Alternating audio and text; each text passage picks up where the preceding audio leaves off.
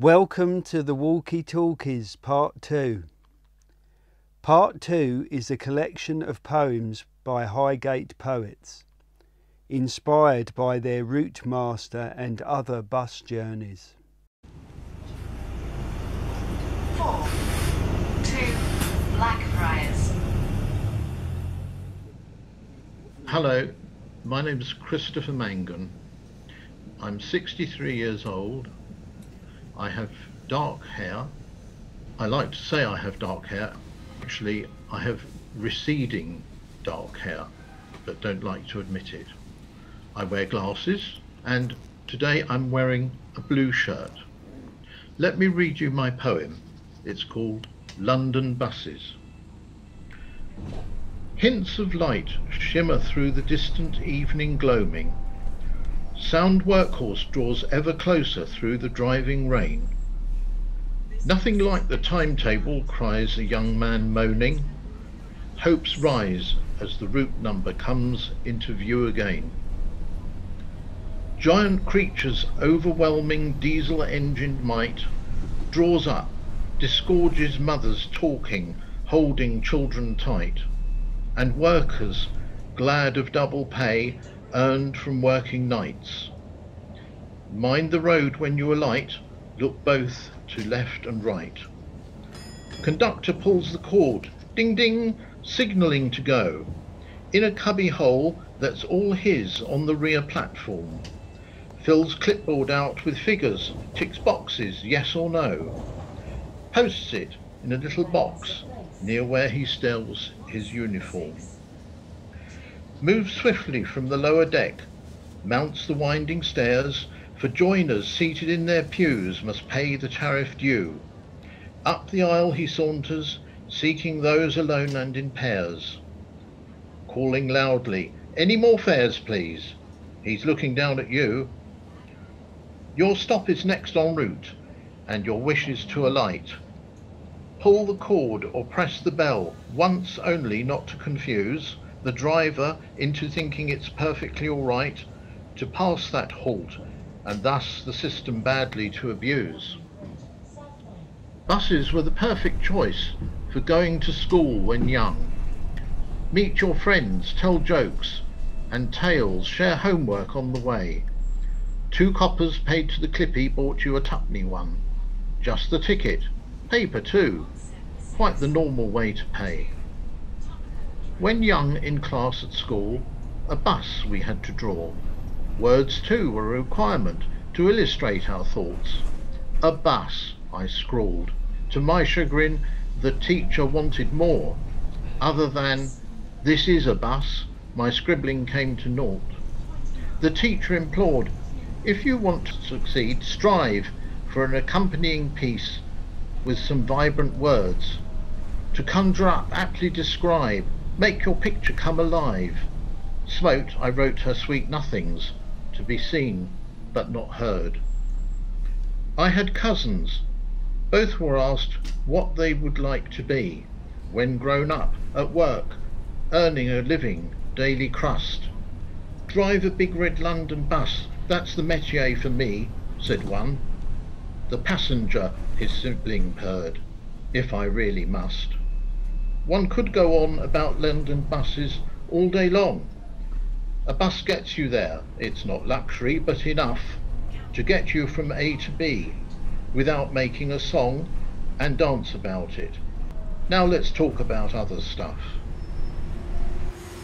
6 2 Wilson Bus Garage. My name is Michelle Baharier. I am 5 foot tall, I have long blonde hair, I wear glasses, and I have green eyes and a pink fringe. The Bus Driver's Prayer is my first poem. The bus driver's prayer, the anonymous stare, the wheels that go round and round, the traffic lights that stop you, the crossings that delay you, the protests that divert you. And there are the roadworks too. You'll never be late, as long as you leave early. Make sure there is time for hold-ups, stoppages and setbacks. Just grab the seat at the top of the bus in the front row. a window to view from. Do you remember when you used to sit on the back seat and read a book to dodge a fare because you'd become invisible to the conductor? You'd always be late, but your date would wait. They would always know that the bus was late. This is my second poem, Red Bus Rover. It was 35p, or was it? The Red Bus Rover. A whole day out, packed lunch on board, Tupperware boxes, of course. All together, hold tight, we'll be out tonight. Is it an 84? Was it a 68? Did we use a 45? Chelsea Bridge. We'd go Wardour Street, record shops in Soho, markets and Petticoat Lane. Just one price, the Red Bus Rover, a cheap day trip. We'd smoke number 6 on top, while sitting on the king of the road, a route master bus, a window on our world, the world being London. The route master bus, the bus that travels from the suburbs to the centre and back again. My third poem is about taking a bus during the time of COVID. It's February 2021. Do I risk a bus ride? 2 seats back from the front, side windows open. The virus is leaking and I cannot see it. I have to wear a mask and stay calm. It's a short journey. I'm going from Old Kent Road to Tottenham Court Road. The sights have become alien to me. What used to be here has been demolished, and I become disorientated under the blanket of COVID.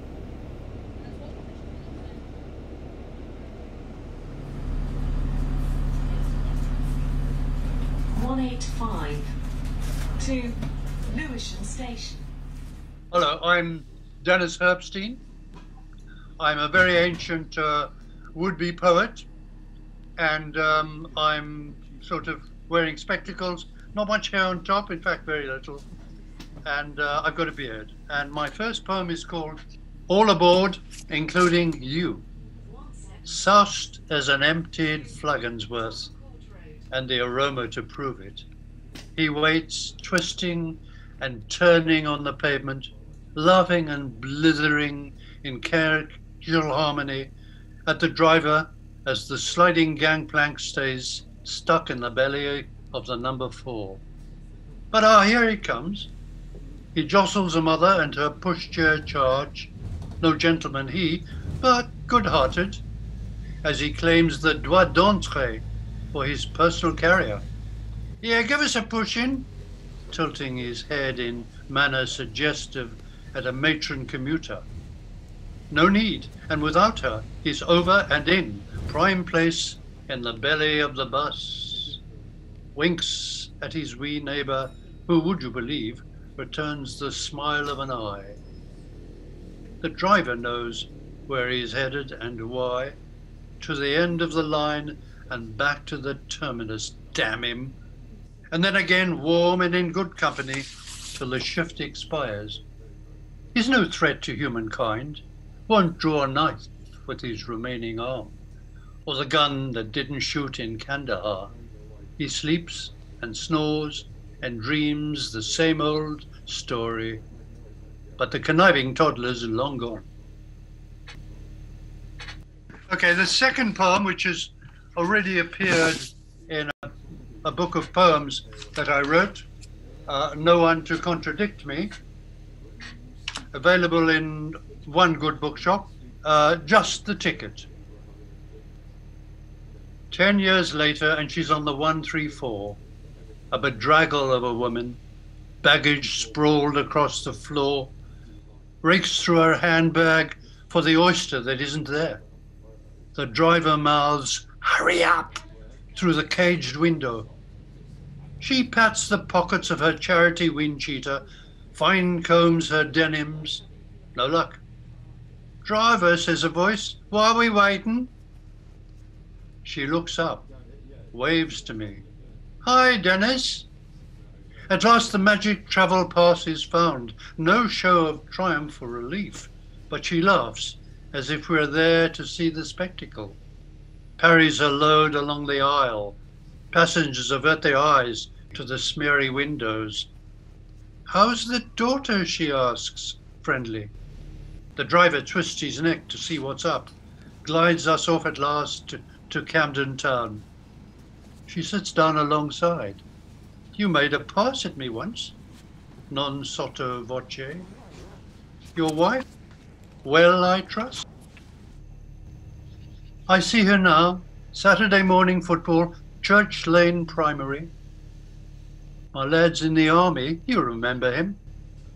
Her only boy, wiry centre forward, not much at maths. Helmand Province, she whispers, but in the silence each hears. 2 stops and she's up again. "Must love you and leave you," chuckles. "Don't need a ticket to get off, do I?"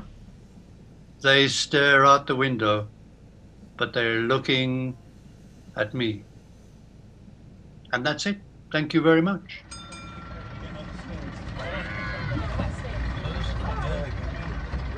Hello, I'm Gwyneth Wilson. I haven't lived, well, I've lived in London only for 20 years because I came here to be near my daughter round the corner. And it's because I'm old and she thought I wasn't safe where I was by myself. So I'm round the corner from my bossy younger daughter. And I'm 91, grey-haired, and have questionable eyesight. But the one thing I love doing is writing poems.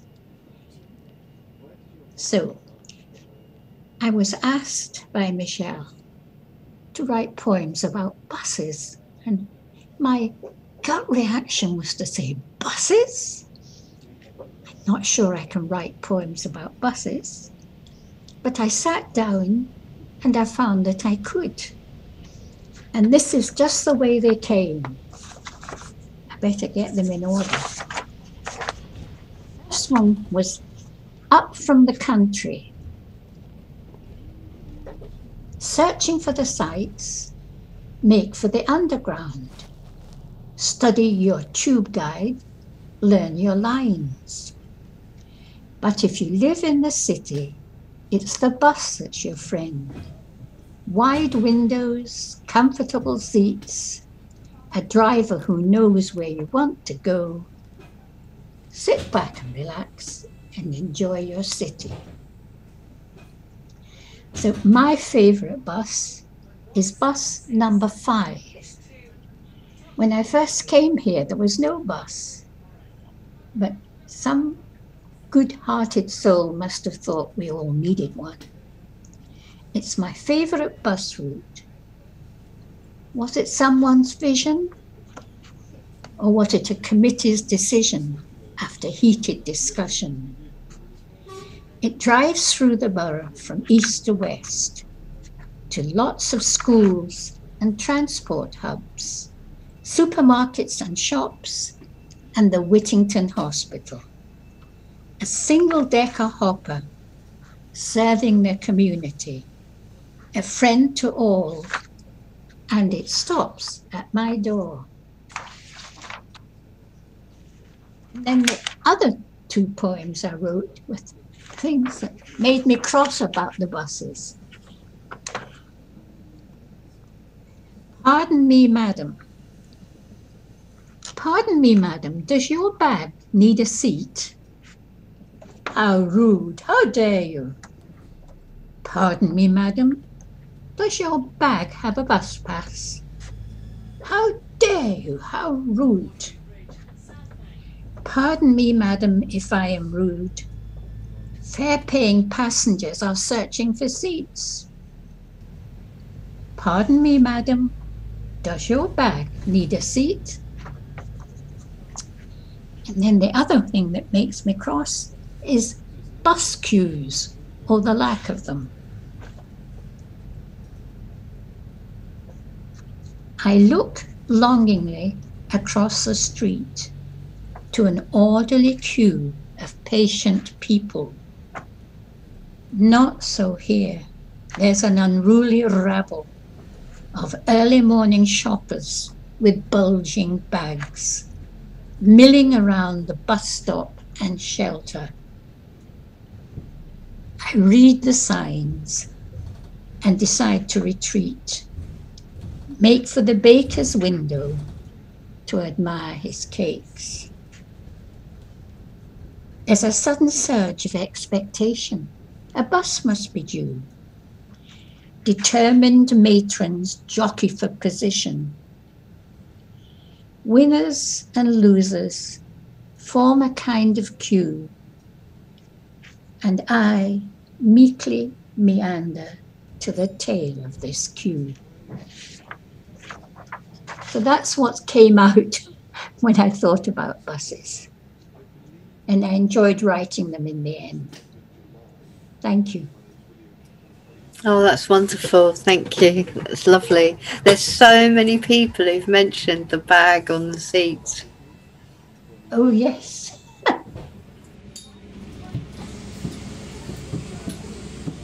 176 to Tottenham Court Road.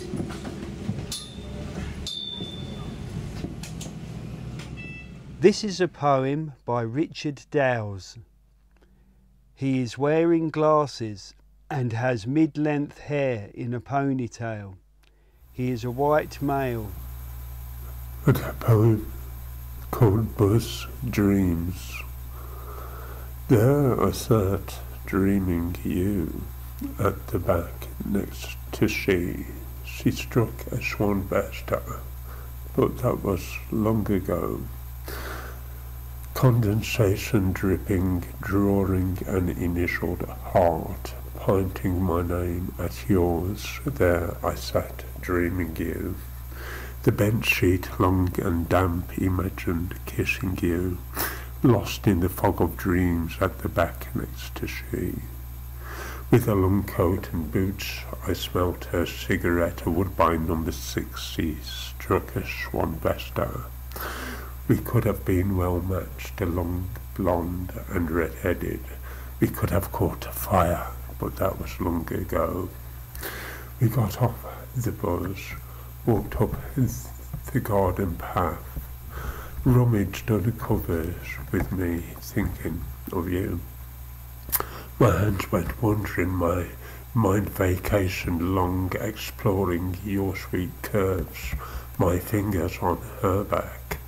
I lingered a short while, exhausted somewhere else. She threw back the covers, striking a swan vesta, laying on deep patches, thinking London buzzes in the space called winter, drawing your initialed heart.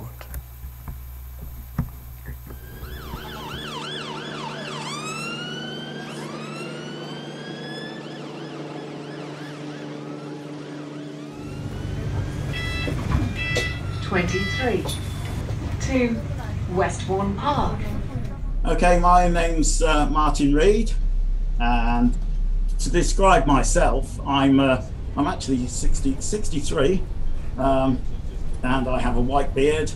I'm wearing actually a white hat. I rather like hats, and a black jacket. Please try and imagine that I'm waiting at a bus stop. That helps. So I hope you're ready to enjoy this. This is waiting for a bus. This is what we're doing. We're waiting for a bus. Waiting for a bus. Waiting, waiting, waiting, waiting.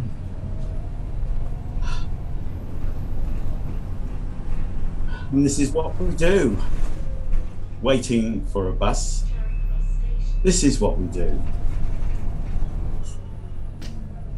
Waiting for a bus. And oh dear, we all have to share the same atmosphere. Everyone avoids each other's stares. And if anyone else's bus is late, of course, we don't care. We couldn't care less. Because this is what we're doing. We're waiting for a bus. This is what we're doing. Waiting. Waiting. Waiting. Waiting for a bus. And this is what we do when we're waiting for a bus. I mean, you must never ever make eye contact, because waiting for buses is miserable. That remains and always was an ineradicable, inalienable, irreducible fact. Because this is what we're doing. We're waiting for a bus. Waiting. Waiting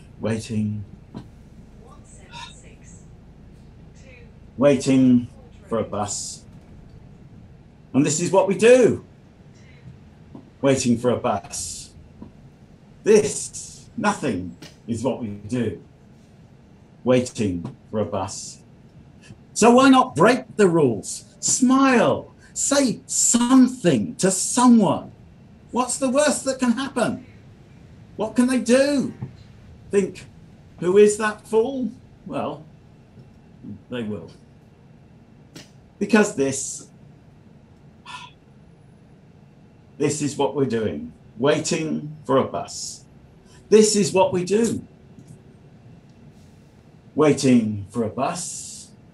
Nothing. Waiting for a bus. And here it is. Here is my bus, I think. So what's it say? And why oh why is he changing that display to not in service? Not in service. So this is what we do. Waiting for a bus. Poems read by Highgate Poetry Society. The Walkie-Talkies project by Michelle Baharier is supported by Arts Council England National Lottery funding. Michelle Baharier wishes to thank Alex Zidane, Jennifer Fletcher, Kathy Waller, Disability Arts Online and many others for their support to make the Walkie-Talkies.